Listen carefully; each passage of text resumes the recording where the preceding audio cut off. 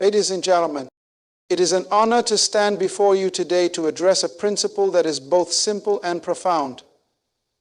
When God blesses you, keep your mouth shut. This statement carries a weight of wisdom that is often overlooked, but when embraced, it can protect the blessings of God in your life and ensure they fulfill the purpose for which they were given. When God blesses us, it is a divine act of trust. His blessings are never random or accidental. They are intentional and strategic, designed to align with His greater plan. These blessings are not mere decorations or trophies to showcase. They are sacred assignments given to us as stewards. What God places in your hands has a purpose far beyond personal gratification. It is a tool for advancing His kingdom, touching lives, and fulfilling His will on earth. But here lies the challenge. Blessings, by their very nature, attract attention. They draw eyes, opinions, and even opposition. And too often we can fall into the trap of prematurely exposing what God has entrusted to us. We feel the need to announce, explain, or validate our blessings to others. But in doing so, we risk sabotaging what God is building in our lives. Not every blessing is meant to be shared publicly. Some are meant to be nurtured in silence until the right season for their revelation. Think of Joseph, a young man full of potential and vision. God gave him a glimpse of his future through dreams of leadership, authority, and influence. But Joseph made the mistake of sharing those dreams too soon and with the wrong audience. His brothers, consumed by jealousy and misunderstanding, turned against him. What should have been a source of encouragement became the spark of conflict. Despite his loss, Matthew still remained a leader of his community and the child of the people. The blessing was real, but Joseph's timing was not. He spoke before the full manifestation of God's plan, and as a result, he faced unnecessary hardship. There is a lesson here for all of us. God's timing is as important as His blessing. Just because God has revealed something to you doesn't mean it's time for everyone else to know. Announcing your blessing prematurely can invite opposition, criticism, and even sabotage. It can place you in battles you're not ready to fight. Silence, on the other hand, gives God room to work without interference. It allows Him to perfect the blessing and position you for the fullness of His promise. It allows Him to perfect the blessing and position you for the fullness of His promise. Moreover, silence is a form of protection. When you keep your mouth shut, you shield yourself and your blessing from unnecessary exposure. Not everyone who hears about your blessing will celebrate it. Some will misunderstand it, others may envy it, and a few might actively seek to undermine it. But when you choose discretion, you keep the focus on the giver, not the gift. You allow God to be your defender and your promoter. No more. A wise steward understands this principle. When a farmer plants seeds, he doesn't announce to the world what he has planted in the ground. He knows that the process requires patience and care. He waters the seeds, tends the soil, and waits for the harvest.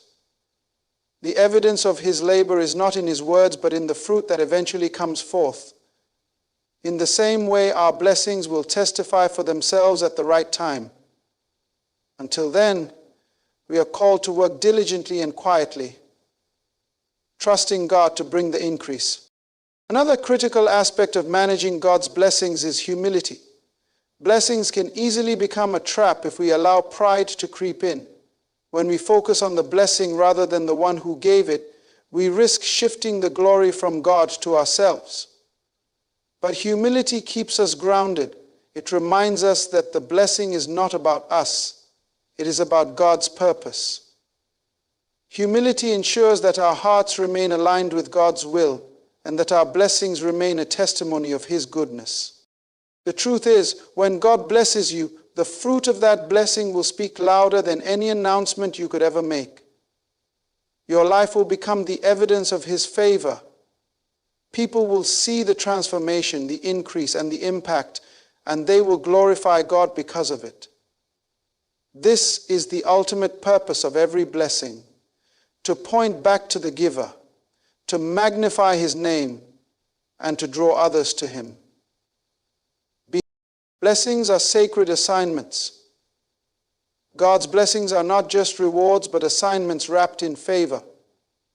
They are meant to fulfill His purpose, not to glorify ourselves. When God blesses you, there is an inevitable truth you must understand. Blessings attract attention. Just as light cannot be hidden, blessings tend to draw the eyes of those around us. And while some of that attention may come in the form of genuine support and celebration, not all of it will.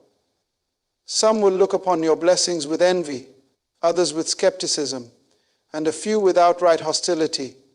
This is why I say to you, there is protection in silence. Every blessing carries a weight of responsibility. When God entrusts something precious to you, it is not just for your enjoyment, but for His glory.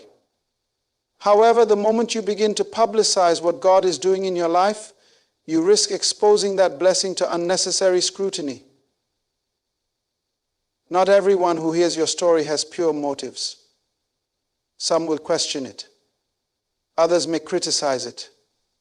And still, others may actively seek to hinder it. By remaining silent, you create a shield around what God has entrusted to you, allowing it to grow and develop without interference. To give it wings and fly together to be free. Consider the life of Nehemiah. When he felt the call to rebuild the walls of Jerusalem, he didn't announce his plans to everyone immediately. He inspected the walls quietly, taking the time to assess the situation before sharing his vision with others. Why? Because he understood the power of discretion. He knew that not everyone would understand or support his mission. By keeping his plans close to his heart until the right time, he was able to move forward without unnecessary opposition. There is wisdom in this approach. When you speak too soon, you can unintentionally invite resistance that you are not prepared to face.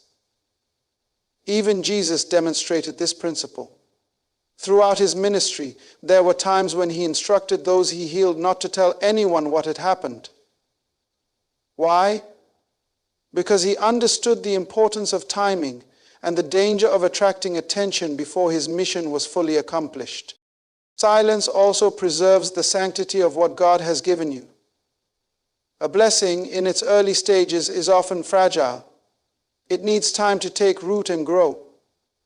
Speaking about it prematurely can expose it to criticism, doubt, and negativity that can stifle its development. There are times when God blesses you in private because He wants to prepare you in private. He is strengthening you, equipping you, and positioning you for the fullness of what He has planned. He is strengthening you, equipping you, and positioning you for the fullness of what He has planned. Imagine a builder working on the foundation of a house. The foundation is the most critical part of the structure, but it is also the least visible. It is laid in silence, away from the spotlight, because it requires focus and precision. In the same way, the foundation of your blessing must be established before it is revealed. When you remain silent, you give God the space to lay that foundation without distraction. Another aspect of protection in silence is the spiritual realm. We must remember that we are not just dealing with natural opposition, but also spiritual forces that seek to disrupt God's plans. When you speak too soon, you can alert the enemy to what God is doing in your life. But when you keep your mouth shut, you operate under the radar, allowing God to fight your battles and bring His plans to fruition in His time. Silence is not weakness, it is wisdom. It is the ability to recognize that not every story needs to be told, not every blessing needs to be broadcasted, and not every plan needs to be shared. There is a time for everything, and wisdom lies in discerning when to speak and when to remain silent. Ladies and gentlemen, when God blesses you, let your first response be gratitude, not publicity. Thank Him quietly, honor Him privately, and trust Him to bring the right people into your life at the right time. Let the results of your blessing speak louder than your words ever could. Silence shields you from unnecessary opposition and preserves the sanctity of what God has entrusted to you. One of the most crucial principles of managing the blessings of God is understanding the importance of timing. When God blesses you, He doesn't just deliver the gift, He also assigns a season for its fulfillment. That season is not determined by our desires, impatience, or the expectations of others, but by His perfect will. Timing is key, and announcing blessings prematurely can derail God's plan. It is patience, not impulsiveness, that ensures we walk in divine timing rather than chasing human applause. Think of a farmer who plants a seed. The seed carries the potential for a great harvest, but the farmer knows that if he digs it up too soon to show others its progress, he will destroy its growth. The seed needs time to take root, time to grow, and time to bear fruit. In the same way, when God blesses you, that blessing often comes in seed form. It is not ready to be showcased. It is ready to be nurtured. Premature exposure can stunt its growth or even destroy it entirely. We see this truth illustrated in the life of David. When the prophet Samuel anointed David as king, it was a private moment between David, Samuel, and God. David did not run to announce his anointing to Saul or the nation of Israel. He understood that the timing of his kingship was not yet aligned with God's plan. Instead, David went back to tending sheep, allowing God to prepare him for the throne in obscurity. Had David tried to force his way to the throne prematurely, he could have jeopardized not only his destiny, but the people he was called to lead. End quote. Premature announcements can also attract unnecessary battles. There are times when we share blessings or visions too early and find ourselves in fights that God never intended us to face. Announcing something before its time can awaken envy, criticism, and even opposition. The story of Joseph reminds us of this. When he shared his dreams of greatness with his brothers, their envy led them to sell him into slavery. While God ultimately used that situation for His glory, Joseph's journey was filled with unnecessary pain because of the timing of his announcement. The notion of Satan as a depraved demon had been overused. Patience, however, aligns us with divine timing. It allows us to trust God's process, even when we don't fully understand it. Patience teaches us to resist the urge to seek validation or applause from others. It reminds us that we are not living for the approval of people, but for the fulfillment of God's purpose. When you wait for God's timing, you position yourself to walk through open doors, rather than forcing your way into places you are not yet prepared to enter. Timing is also about preparation. God often uses the waiting season to refine us, strengthen us, and equip us for the fullness of His blessing. The waiting is not wasted. It is a vital part of the process. Just as gold is refined in fire, we are refined in seasons of waiting. It is during these times that God shapes our character, builds our faith, and prepares us for the responsibilities that come with the blessing. But waiting is not easy, especially in a world that celebrates instant gratification. We are tempted to rush ahead, to share every good thing, and to seek recognition for what God is doing in our lives. Yet we must remember that rushing ahead of God can lead to consequences we are not ready to handle. The applause of people may feel satisfying in the moment, but it cannot compare to the eternal reward of walking in God's perfect will. Ladies and gentlemen, timing is key. When God blesses you, resist the urge to announce it prematurely. Instead, take a step back and ask, Lord, is this the time? Seek His guidance and trust His process. Let patience guide you and let faith keep you grounded. Remember, blessings revealed in God's time carry His protection, His provision, and His power. Walk in step with Him, and you will see the fullness of His plan unfold in ways that exceed anything you could imagine. When God blesses you, it is not merely a gift to enjoy, but a responsibility to steward. Blessings, no matter their size or form, come with an expectation of management, growth, and purpose. This is why wisdom in stewardship is so crucial. A wise steward focuses on managing the blessing, not flaunting it. God does not measure our faithfulness by how much attention we draw to what we've received, but by how well we handle it. Stewardship begins with understanding the purpose of the blessing. God does not give simply to make us comfortable or to elevate our status. His blessings are strategic, given to fulfill His will and to bless others through us. When we focus on showcasing the blessing rather than nurturing it, we lose sight of its purpose. True wisdom lies in shifting our focus from visibility to responsibility. Consider the parable of the talents. Jesus tells of a master who entrusted his servants with varying amounts of money before going on a journey. 2 of the servants invested and multiplied what they had been given, but one buried his talent out of fear and mismanagement. When the master returned, he praised the 2 who had been faithful, calling them good stewards. But to the one who did nothing, he said, "You wicked and lazy servants." The lesson here is clear. God is not impressed by the amount we receive, but by how we manage and multiply what He has placed in our hands. Weber answers, "We know that God is always ready to receive whatever prayers we ask and to give whatever grace He promises." Stewardship also requires discretion. Not every blessing is meant to be publicized. There is a time to share, but there is also wisdom in keeping certain things private. A wise steward understands that some blessings are in their infancy and need time to grow before being revealed.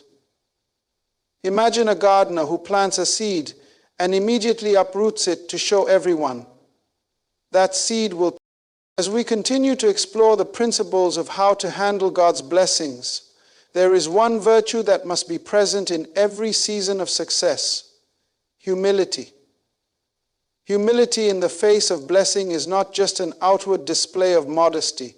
It is a deep, internal posture that keeps the focus on the giver, not the gift. In doing so, humility guards our hearts against the subtle yet dangerous trap of pride, ensuring that the blessing remains a testimony to God's faithfulness, not a snare that leads us away from Him. End of chapter 6. This rearranging of the letters. It is natural for people to take notice when blessings manifest in your life. Success, prosperity, and promotion tend to bring admiration, attention, and sometimes even admiration that can border on idolization. But the temptation is that when we receive these blessings, we begin to believe that they are a reflection of our own greatness rather than a reflection of God's goodness. Humility is the safeguard that prevents this shift. It is the recognition that all blessings, regardless of their form, are ultimately from God and serve His greater purpose. In the book of Deuteronomy, God warns the Israelites as they prepare to enter the promised land. When you have eaten and are satisfied, praise the Lord your God for the good land He has given you.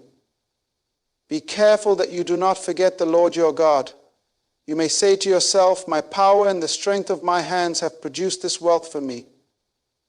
But remember the Lord your God, for it is He who gives you the ability to produce wealth. Deuteronomy 8:10, verse 18.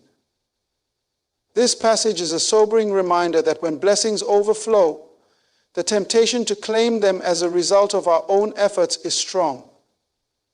Yet, God cautions us to remain humble and recognize that every good gift comes from Him. Humility in this context is not about denying the blessing, but acknowledging that it flows from God's grace and that we are simply vessels through which His goodness flows. Humility protects our hearts. It keeps us grounded in the truth that we are not the source of our blessings, but only the stewards of them. Pride, on the other hand, blinds us to this truth. It shifts the focus from God's provision to our own ability, from God's purpose to our own agenda. The moment we start attributing our blessings solely to our own efforts or talents, we begin to rob God of the glory He deserves. This pride not only distorts our relationship with God, but also distorts our relationship with others. Humility reminds us that we are not better than anyone else, and that we are all recipients of God's grace. One of the most profound examples of humility in the face of blessing can be seen in the life of Jesus Christ. Despite his divine nature and authority, he never sought to elevate himself or draw attention to his power. Instead, he humbled himself, serving others and pointing all glory back to the Father. In Philippians 2, Paul writes about Jesus' humility, who, being in very nature God, did not consider equality with God something to be used to his own advantage. Rather, he made himself nothing by taking the very nature of a servant. Philippians 2, verses 6 through 7. Jesus' humility did not diminish his greatness. Rather, it magnified his greatness because it demonstrated the power of God's love, grace, and sacrifice. When we approach our blessings with humility, we also protect ourselves from the dangers of comparison and competition. Pride often makes us look around at others and measure our success against theirs. But humility keeps our focus where it should be, on God's will for our lives and His plan for our blessings. When we remain humble, we avoid the trap of using our blessings to compete or compare, and instead we use them to serve and bless others. Then inherently, humility redirects our focus from self-promotion to God's promotion.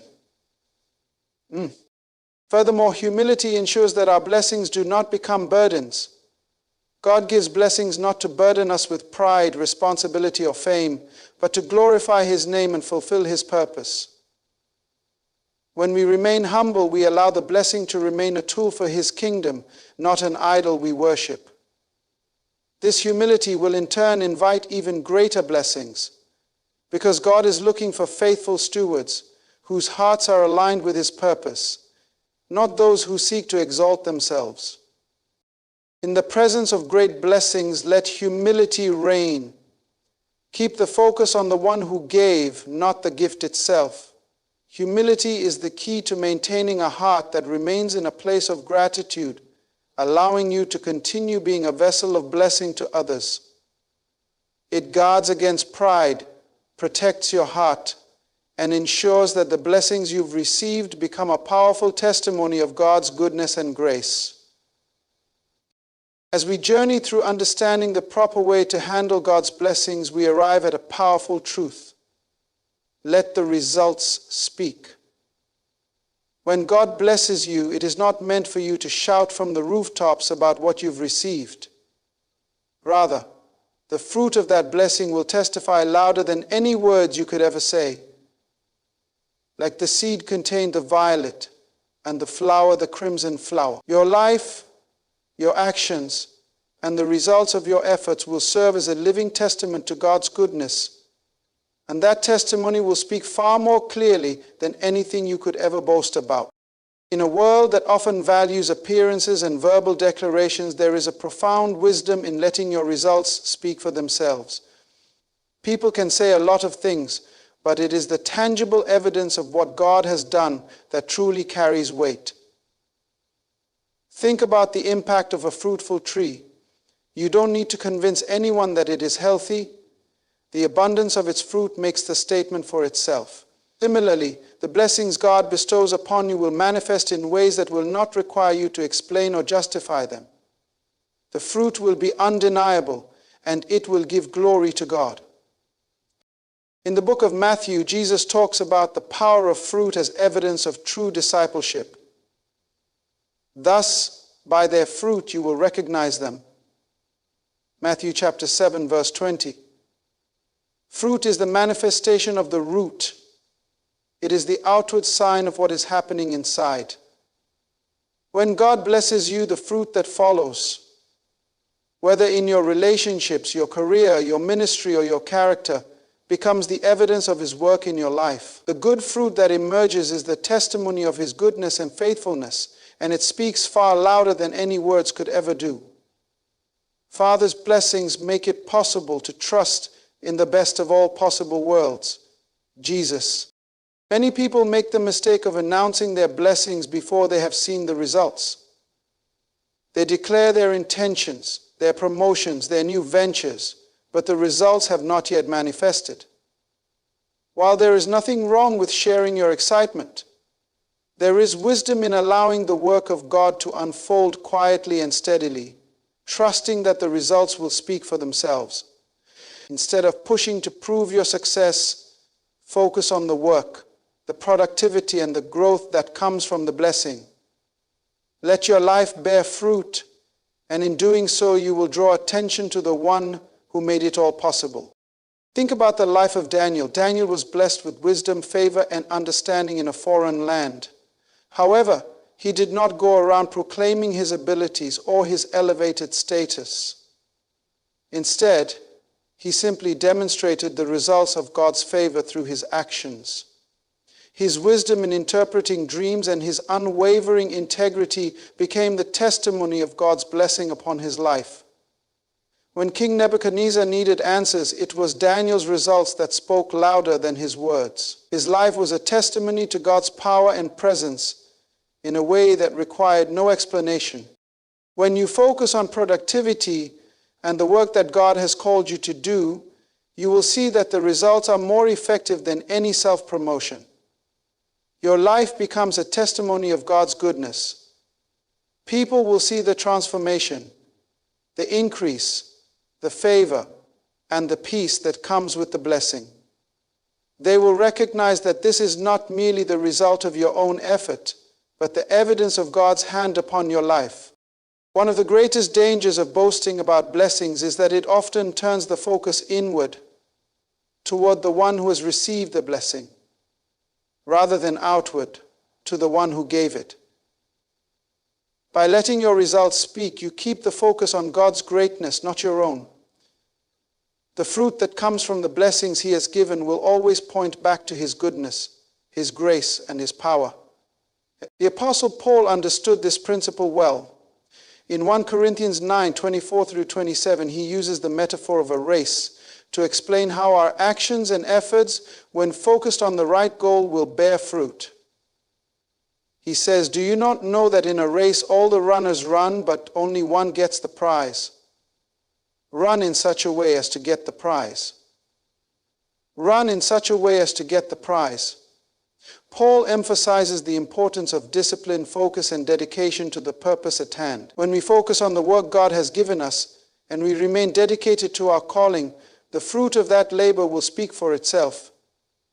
The results will come in God's time, and those results will bring glory to His name. In the end, our lives should be a living testimony of God's blessings.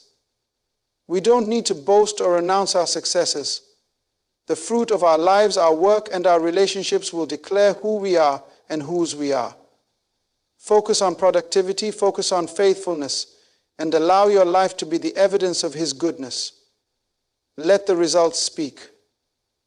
And through them, let God receive the glory He alone deserves. As we bring this discussion to a close, let me remind you of a profound truth. When God blesses you, He is not simply giving you rewards. He is entrusting you with a sacred responsibility.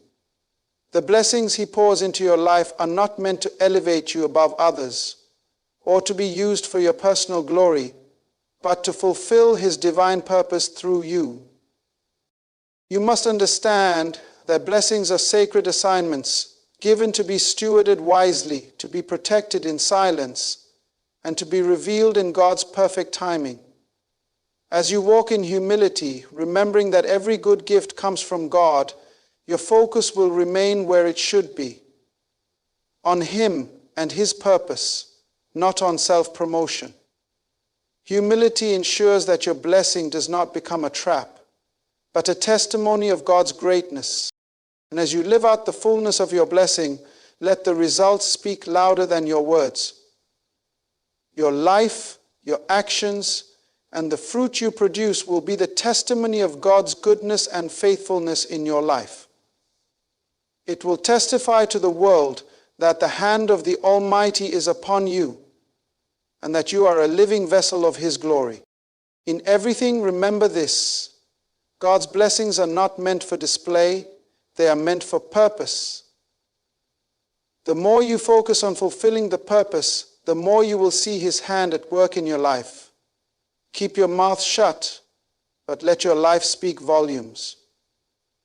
Keep your focus on productivity, patience, and stewardship, and God will ensure that your blessings will overflow, that your life will be a living testimony, and that His glory will shine brighter than any words ever could. May your life be a reflection of His wisdom, His grace, and His purpose. May the blessings you receive multiply in ways that fulfill His divine plan, and may the world see not just your success, but the power and majesty of the one who blessed you.